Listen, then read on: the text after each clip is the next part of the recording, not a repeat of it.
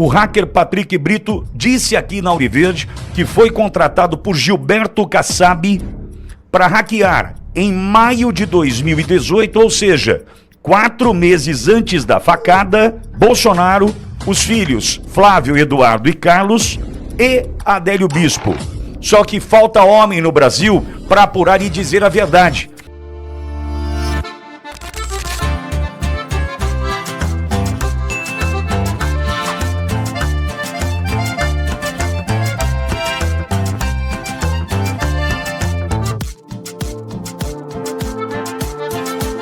Essa é a galera que faz esse programa ser o mais assistido do Brasil. Vocês que cravam o dedo no like, que apertam o botão do repost, que comentam, que mandam o programa nos grupos de WhatsApp, que repostam o programa nas redes sociais, que mandam para os amigos e também para os inimigos que estão desesperados, porque esse é o Paulo Figueiredo Show.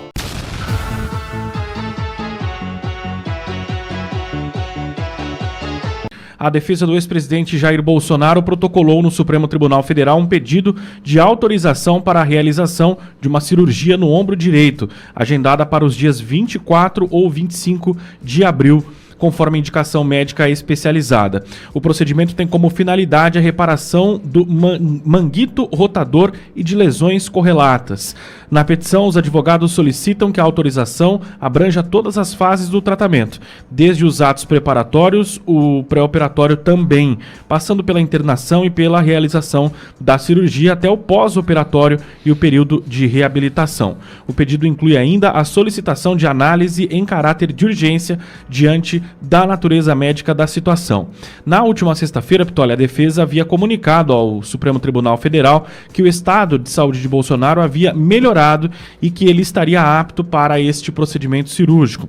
Laudos médicos encaminhados à corte apontam evolução clínica positiva após episódio de pneumonia bilateral. Por conta desse episódio, o presidente ficou internado por vários dias e agora ele apresenta já uma melhora no seu estado de saúde e pode realizar, segundo a defesa e segundo os médicos, segundo laudos médicos, pode realizar essa cirurgia já nesta semana. Obrigado, Barroso. Olavo Pelegrina Júnior, Silvio Navarro conosco, porque é quarta-feira. No dia 13 de abril, segunda-feira não, a retrasada, né? Não, a passada foi dia 20, na outra segunda-feira, dia 13, Olavo. Lembramos de um ano daquela cirurgia que durou 12 horas para a reconstrução da parede abdominal do presidente Jair Messias Bolsonaro. Uma recuperação que levou 3 semanas de UTI, depois a alta médica, a ida para casa, né? E mais uma vez esse gigante superando esses obstáculos colocados diante da sua vida em função da facada sofrida, a tentativa de tirar ali, né, a vida do presidente, a tentativa de homicídio promovida por alguém que insiste em dizer que é um lobo solitário, mas é mentira. É mentira. O que falta no Brasil é coragem para apurar a verdade. O que falta no Brasil é homem suficiente para apontar para a gente quem foi o contratante de Adélio Bispo. Porque aqui na Auriverde, no dia 4 de julho de 2024, nós mostramos para você, colocamos no ar uma entrevista com o hacker Patrick Brito. O hacker Patrick Brito disse aqui na Auriverde que foi contratado por Gilberto Kassab para hackear em maio de 2018, ou seja, 4 meses antes da facada, em Juiz de Fora, ele foi contratado para hackear Bolsonaro, os filhos Flávio, Eduardo e Carlos e Adélio Bispo. Então não é lobo solitário nem aqui, nem na China. Nós já sabemos disso. Só que falta homem no Brasil para apurar e dizer a verdade. Quem sabe agora caindo essas torres da corrupção, torre do Master, do MC Rian e do Pose do Rodo, que para mim, né, a gente vai ver muita gente graúda cantando funk na cadeia, esse é o meu desejo. Nós temos um homem que sofre as consequências disso dia após dia. É certo que agora é uma questão envolvendo o ombro, o manguito, enfim, mas em função da idade, né, e da dificuldade de mobilidade, de erguer os braços, a dor que sente, o presidente vai precisar passar por uma nova cirurgia. Só que no meio disso tudo, Olavo, nós temos alguém que está de olho numa decisão de uma domiciliar que é uma loucura, uma decisão, como o direito gosta de usar o termo, teratológica, que é alguém que condiciona a domiciliar. Ou seja, o presidente Bolsonaro volta para casa depois da pneumonia bilateral, né, a broncopneumonia, ele volta para casa, mas em 45 dias, uma avaliação. Em 90 dias, se tiver tudo bem, volta para a cadeia.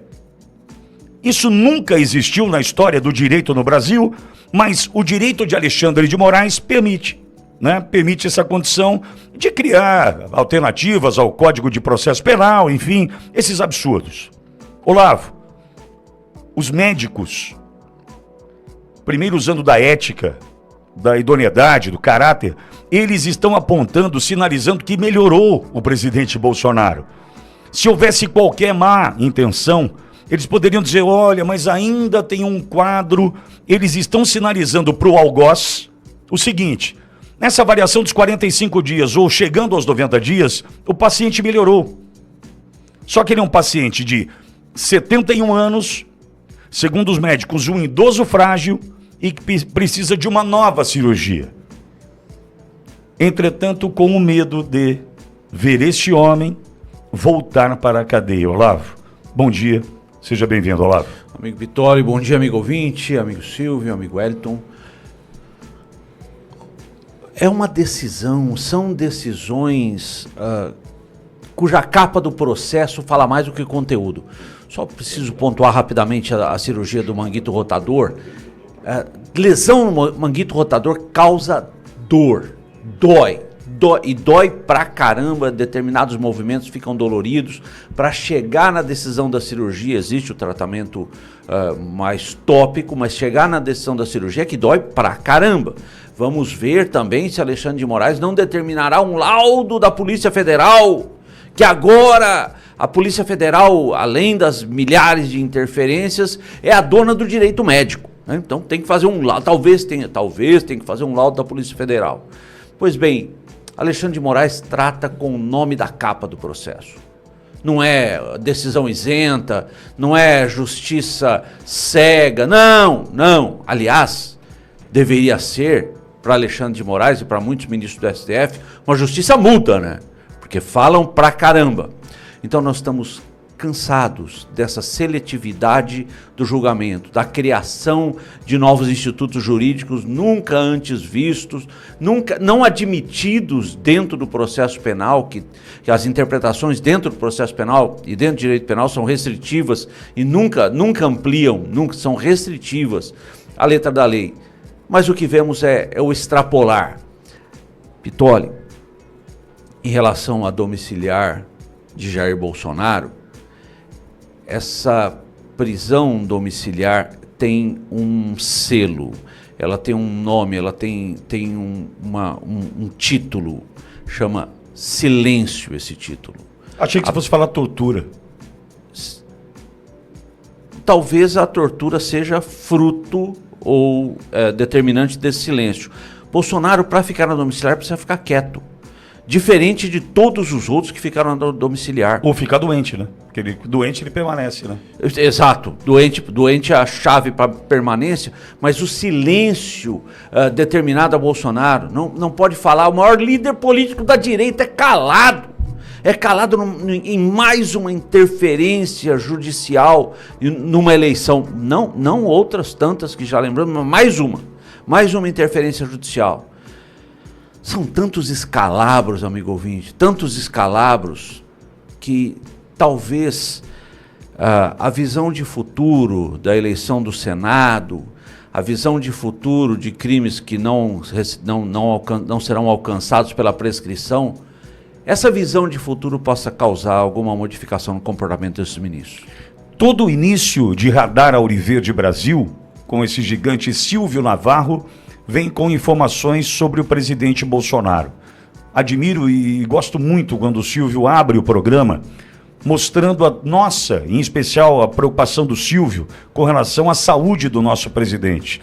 Agora, Silvio, é muito triste imaginar que ele tem que se manter doente para se manter em casa. A situação é essa, porque se tem uma domiciliar condicionante, né, coloca essa condição de, olha, você vai permanecer aí se você permanecer doente.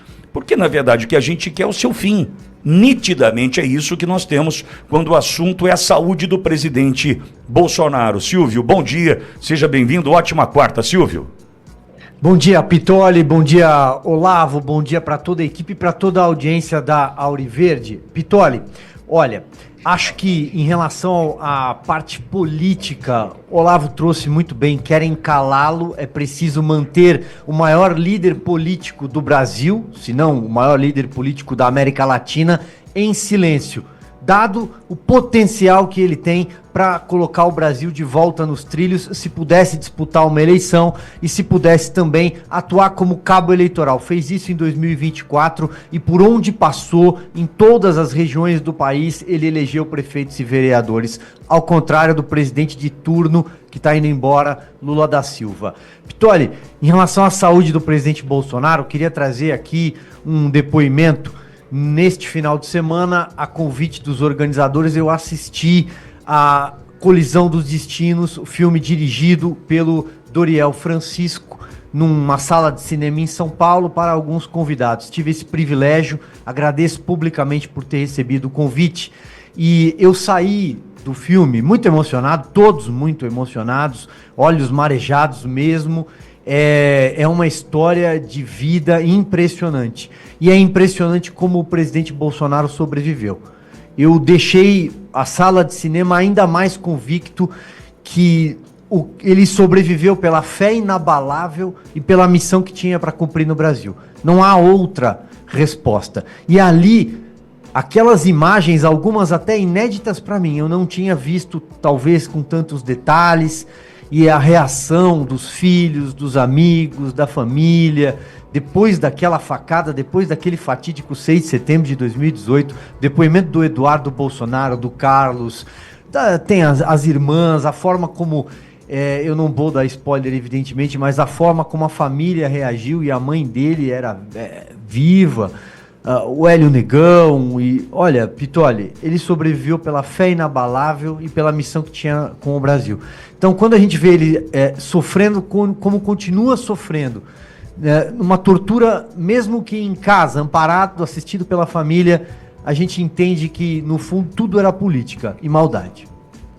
Silvio, eu não tive a oportunidade de estar sábado pela manhã em São Paulo, que foi 10 da manhã, né, Silvio, do sábado, né? Isso, 10 da manhã, saí cedinho daqui do interior. Eu imagino.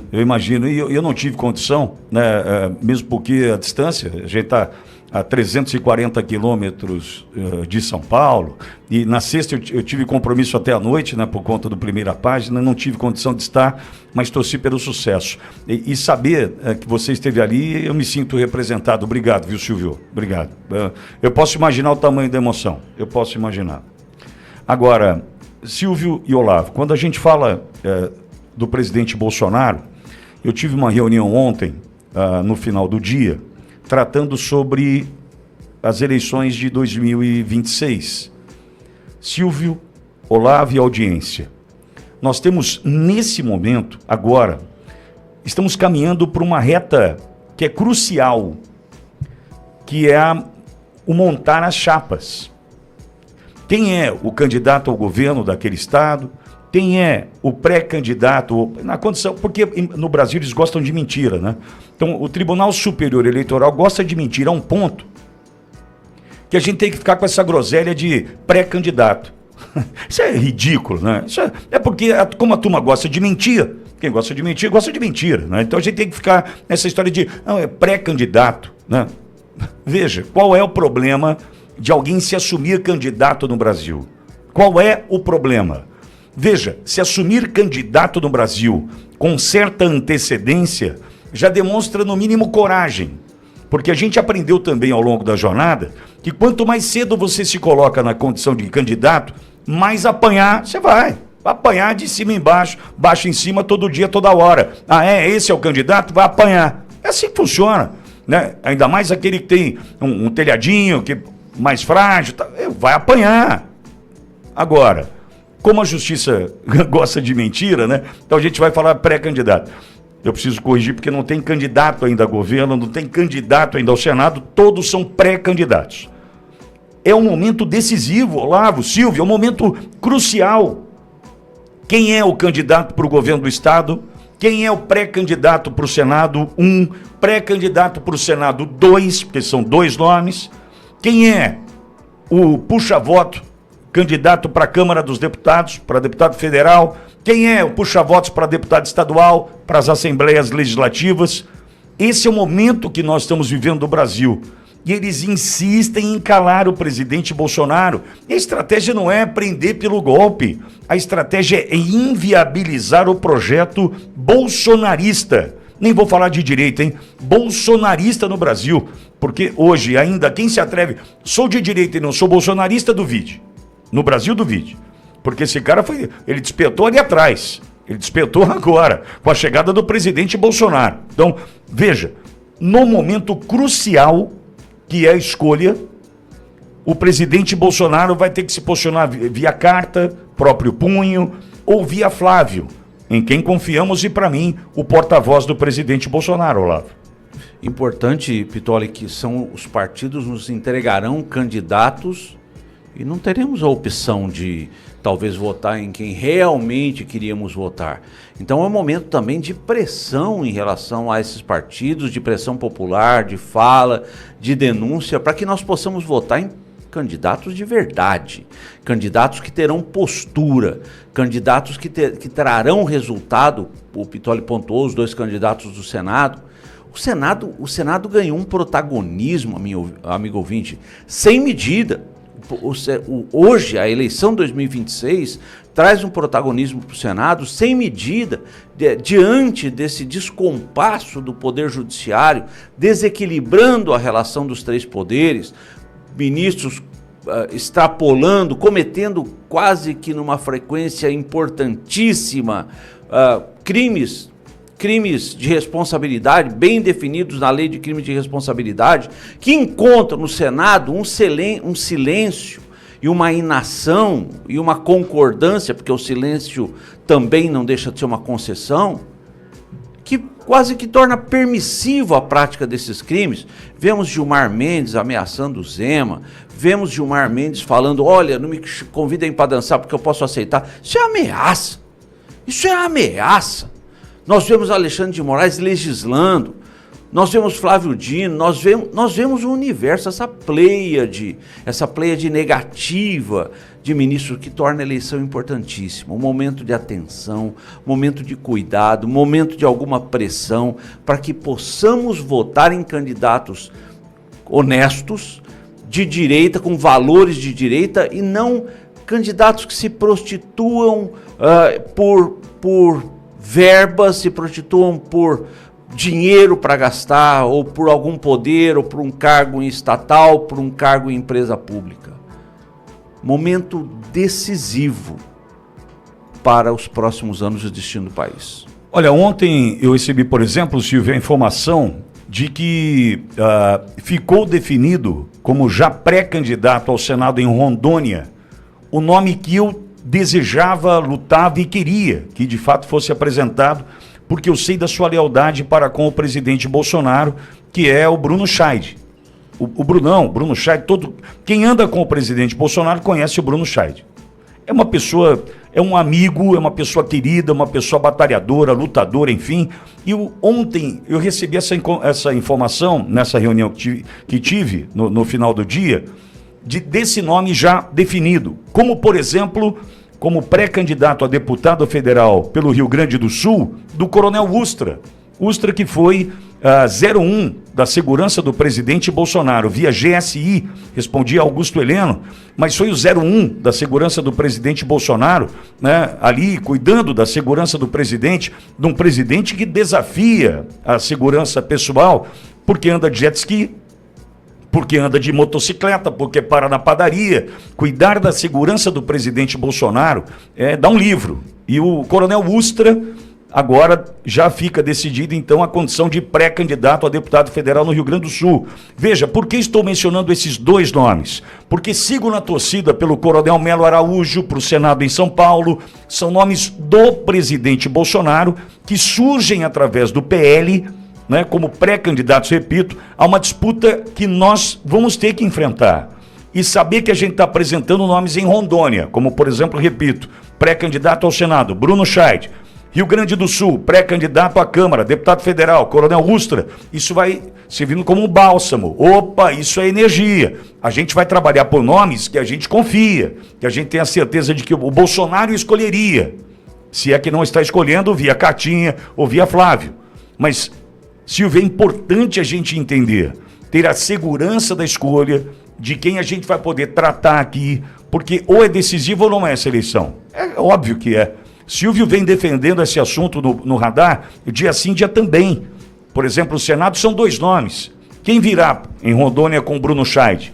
Quem virá para a gente poder defender? Quem virá ao lado do senador? Inclusive, o Silvio Navarro me convidou para participar de um programa certa vez, onde entrevistamos o senador Marcos Rogério, que é pré-candidato ao governo do estado de Rondônia. Já se apresenta. Olha o quadro em Rondônia como vai se formalizando, né? Vai ficando sério o momento ali para Rondônia escolher bem. Então a gente tem, Silvio, momento, repito, decisivo. E Bolsonaro calado, né? Amordaçado, que é tudo o que os caras querem. Precisamos ter essa atenção, viu, Silvio?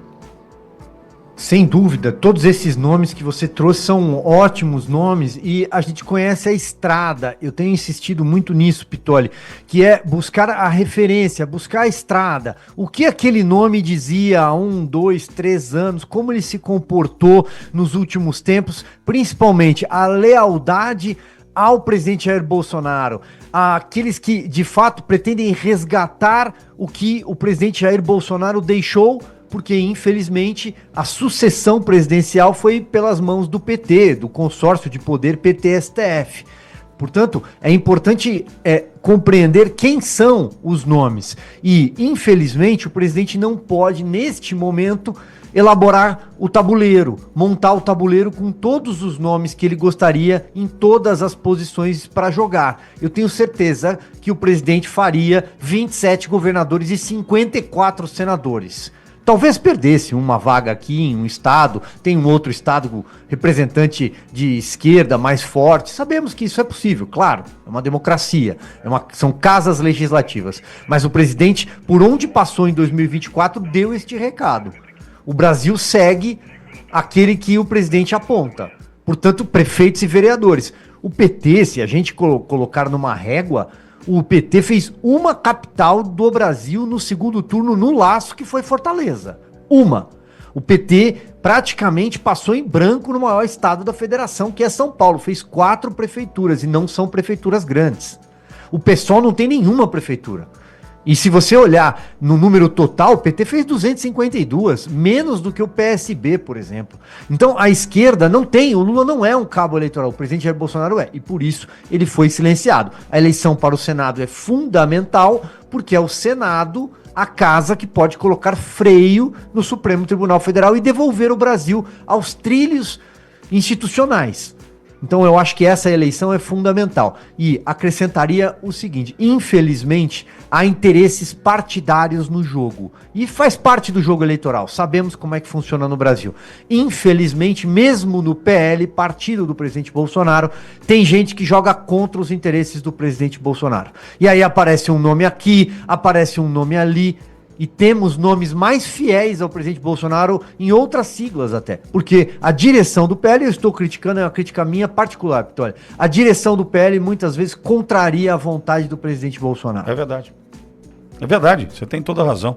Aliás, se existe o compromisso do presidente Bolsonaro escolher um nome para o Senado por estado, cumpra-se. Cumpra-se. E outra, já disse aqui uma situação. Tarcísio em São Paulo. Um nome é do presidente Bolsonaro. As matérias já apontam, CNN, onde você acessar. O nome escolhido pelo presidente Bolsonaro em São Paulo, talvez se confirme, Melo Araújo. é o meu pré-candidato ao Senado. A gente está lutando pelo Melo, pela lealdade, pela postura, né? E certamente pela vitória que virá. O segundo nome, isso está acordado, ficará por parte do governador, quem vai para a reeleição ou quem vai disputar o cargo. Ok, veja, se nós temos um nome como Tarcísio, que se elegeu em função do presidente Bolsonaro, eu, na condição de amigo, leal ao presidente, eu olharia para o presidente e falaria: quem que o senhor quer a segunda vaga aqui? Por quê? Porque eu não vou colocar um valdemarista, eu não vou colocar um tarcisista, eu quero colocar um bolsonarista. Por quê? Não adianta amanhã o cara chegar lá no Senado, impeachment de Alexandre de Moraes. Não, veja bem, precisamos ver, não tenho tanta certeza. Não, quem tem certeza do impeachment de Alexandre de Moraes, Gilmar Mendes e Dias Toffoli, é o bolsonarista, que está vendo que o Bolsonaro está sofrendo. Agora, o cara que contemporiza, relativiza, mas tá tudo bem, a gente vai sair dessa, a gente ganha e solta o Bolsonaro. Não, quero o Bolsonaro solto hoje. Então a gente tem que ficar de olho no seguinte: quem é que o governador vai indicar? Por quê? Precisa avançar que o Manolo está na linha. Mas por quê? São 2 votos. Exemplo de São Paulo, vamos lá. O cara que vota Coronel Melo Araújo, ele vota na Simone Tebet? É óbvio que não. O cara que vota Melo Araújo, ele vota Marina Silva? É óbvio que não. Só que o segundo nome, que vai ser apresentado pelo Tarcísio, tem que ser tão forte quanto o Melo Araújo. Por exemplo, a gente tem nomes, tem Tomé, a gente tem Mário Frias, a gente tem nomes aí, que são bolsonaristas, que vão defender, enfim. Rio Grande do Sul, o cara que vota Marcel Van Hatten, vota Sanderson, é óbvio. Ou vai votar Marcel Van Hatten e Manuela Dávila? É óbvio que não. Entenda a importância dos 2 nomes. Entenda a importância dessa chapa para o Senado e a defesa do voto bolsonarista. Se colocar ali valdemarista, caçabista, sabe o que vai acontecer? Será que precisa mesmo do impeachment? É isso que você quer ouvir? A gente precisa cuidar disso. E aí, o que você achou dessa história toda? Deixa aqui nos comentários a sua opinião, o tio Pavê quer muito saber o que você pensa. Se gostou do vídeo, já sabe, deixa o like, se inscreve no canal e ativa o sininho para não perder as notícias mais bombásticas da semana. Porque aqui, a verdade não se esconde, a gente mostra tudo. Até o próximo vídeo.